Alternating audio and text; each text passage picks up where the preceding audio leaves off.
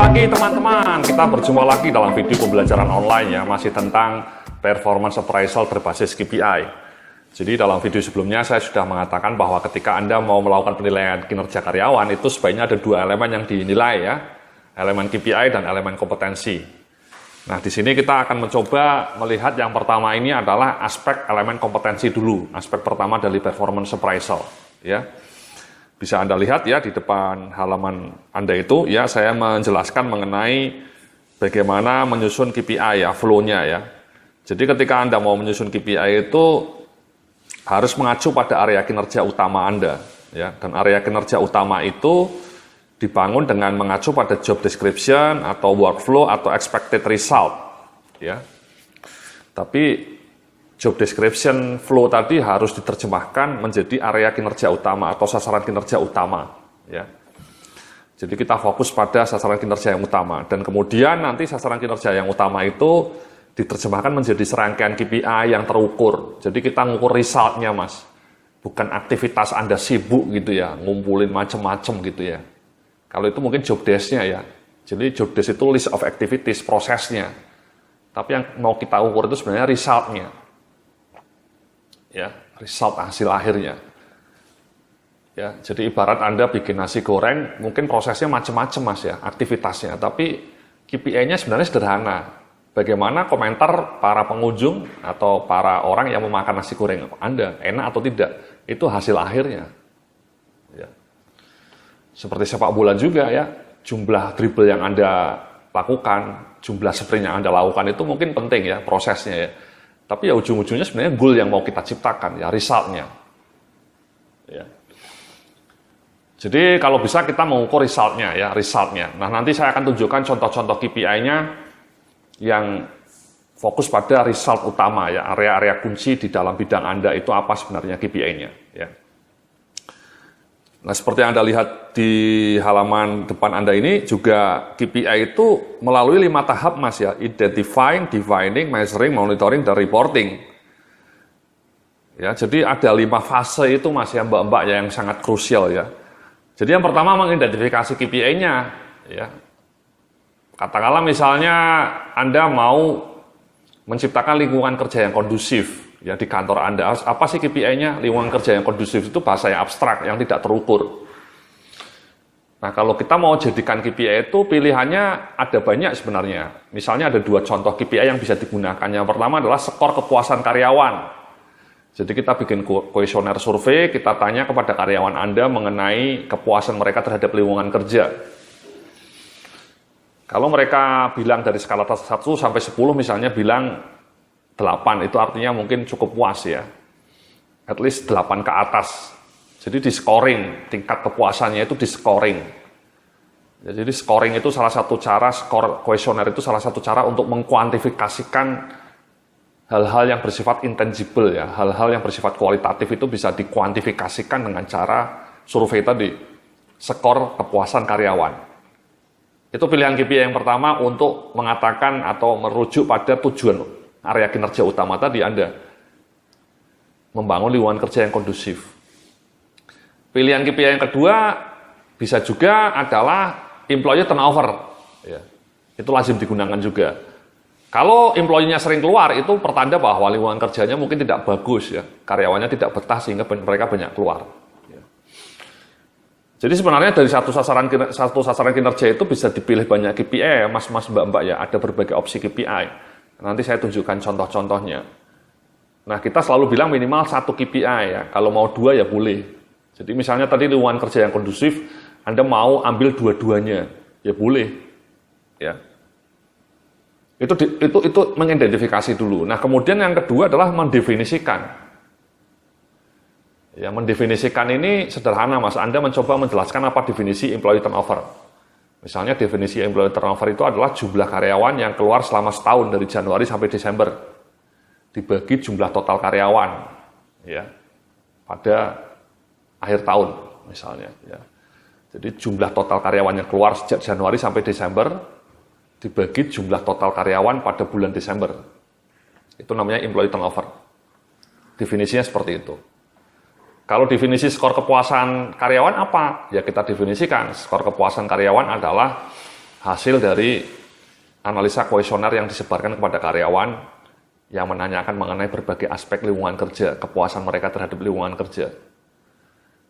Ya, jadi didefinisikan mas mbak ya, KPI-nya itu sebaiknya didefinisikan.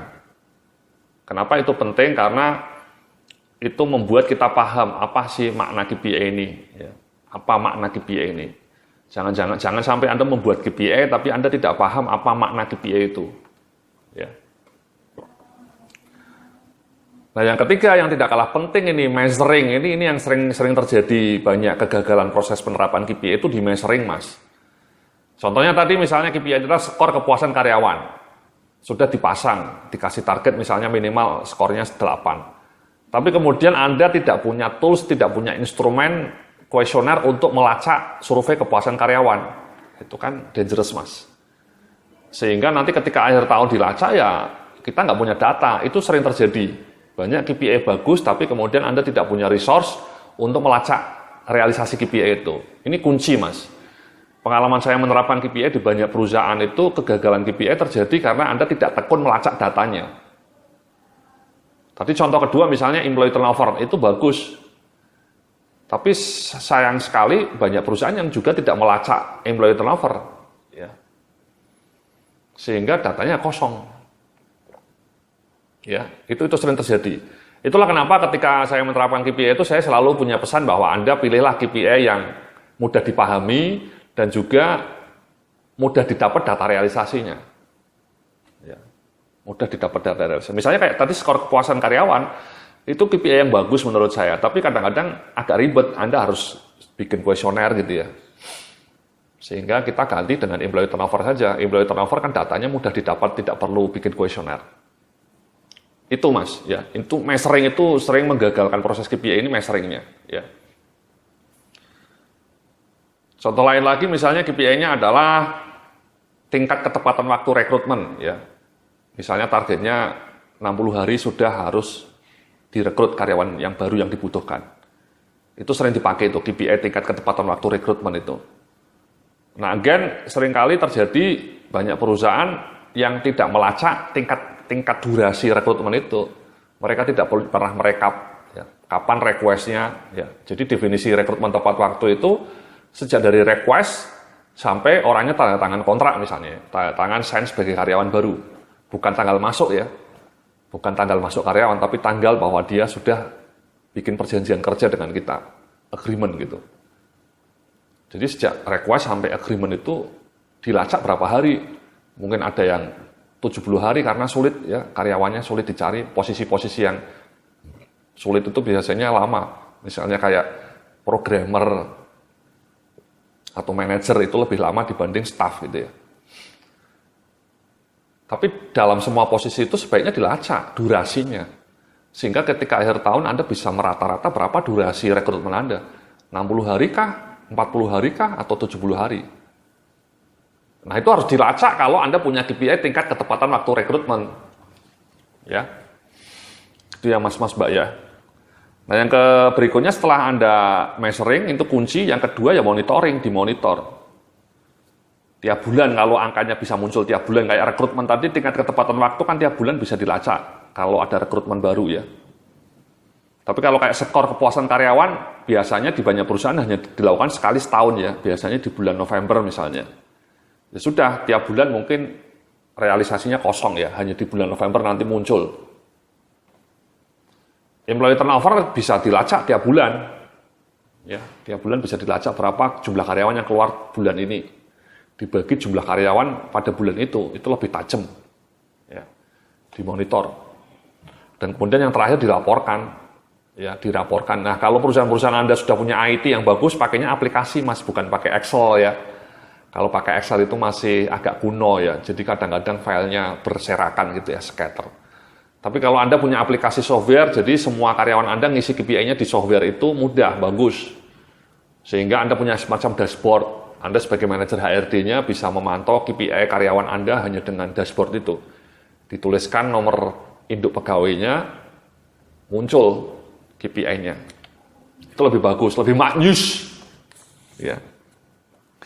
Jadi seperti itu Mas ya, tidak hanya mengidentifikasi, tapi yang tidak kalah penting memantau dan kemudian mengukurnya itu kunci ya. Jadi fase pembuatan KPI itu fase identifikasi ya, mungkin biasanya lebih cepat. Sebenarnya yang lebih sulit itu adalah fase monitoringnya dan measuringnya tadi. Ya. Nah, mari coba kita lihat di halaman berikutnya ini. Di halaman berikutnya ini saya menunjukkan bagaimana sebenarnya ketika Anda menyusun KPI ya. Jadi sebenarnya KPI itu merupakan turunan dari pekerjaan Anda ya. Pekerjaan Anda, tugas-tugas Anda diturunkan menjadi target dan hasil kerja yang terukur dalam bentuk KPI. Ya. Jadi apa sih KPI ini ya? Di halaman berikutnya saya menjelaskan beberapa poin ya, key performance indicators atau indikator kinerja kunci. Indikator harus bersifat terukur, harus bisa dihitung dan diukur. Indikator merujuk pada hasil kerja kita, output kerja. Indikator memberikan informasi sejauh mana kita telah berhasil mewujudkan target kerja yang telah kita tetapkan. Ya. Jadi KPI itu harus bisa terukur, Mas. Ya, nanti saya berikan contoh yang lebih lengkap ya. Contoh ringkasnya ini misalnya tadi ya, employee turnover atau skor kepuasan karyawan. Ya. Atau misalnya skor kepuasan peserta pelatihan. Ya. Atau misalnya kalau orang marketing ya jumlah penjualan, jumlah market share. Ya. Jadi terukur dan bahasanya netral. Ya. Bukan misalnya meningkatkan penjualan, itu bukan KPI. Atau meningkatkan kompetensi SDM, itu bukan KPI. Bahasa KPI-nya adalah rata-rata skor kompetensi SDM. Ya. Atau persentase jumlah karyawan yang nilai PA-nya mendapatkan predikat A, misalnya. Itu salah satu cara untuk mengukur kompetensi. Ya, skor kompetensi karyawan, Anda assess, atau kalau Anda tidak punya assessment center, ya Anda cukup bilang rata-rata atau persentase jumlah karyawan yang nilainya di atas 95 misalnya, atau predikatnya A. Ya, kalau orang predikatnya A itu indikasi bahwa dia adalah orang yang SDM Anda bagus. Ya. Jadi itulah Mas ya beberapa poin kunci ketika Anda mau menyusun KPI ya, tidak hanya definisinya tapi juga pikirkan juga cara mengukurnya, cara melacaknya. Itu yang krusial. Ya. Lebih baik memilih KPI yang sederhana tapi mudah diukur daripada memilih KPI yang heroik gitu ya, yang wonderful, yang kelihatannya hebat tapi tidak mudah diukur dan akhirnya ketika akhir tahun kosong. Itu useless juga ya. Nanti dalam video setelah ini saya akan berikan contoh-contoh KPI dari berbagai fungsi ya. Terima kasih, sampai jumpa dalam video berikutnya.